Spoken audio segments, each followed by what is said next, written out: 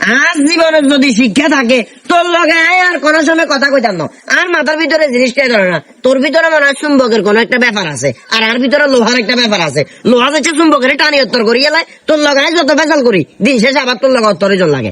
তবে কথা দিয়ে রোকেয়া এবার যাইয়ে আর দেখা হবে না তোমার সাথে। আর কিছু দেখলাম করতেছিলেন ঘরের চিল্লাইয়ের কিনলে তোর কবে তো কোনো যুক্তি নেই। আরে কর না শুনি যাই ওই যে কোরবানের ব্যাপারে এখানে চিল্লি করছি তোর কাছে আসিম লগা বাড়ে যাইয়ের আর একটা বুঝে কর না তোর কাছে আসিমের কত যায় কোরবান দিব বাড়ি যাইছে যদি আর হুতার জীবন থাকতো, আজ যদি আর হুতার বোরা থাকতো তাইলে ব্যাপারটা আসবে ভিন্ন।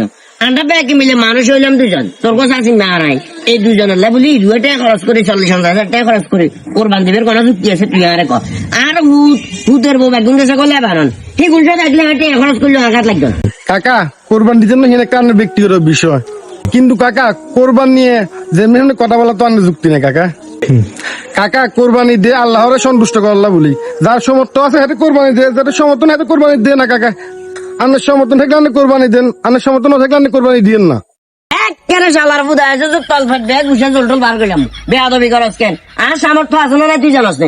গোড়া ফেনী জেলার ভিতরে 10 জন ধনী ব্যক্তির লিস্ট কর, তার ভিতরে প্রথমে হয়তো ভাই দেখতাম না, কিন্তু দ্বিতীয়ের ভিতরে আয় থাকবো।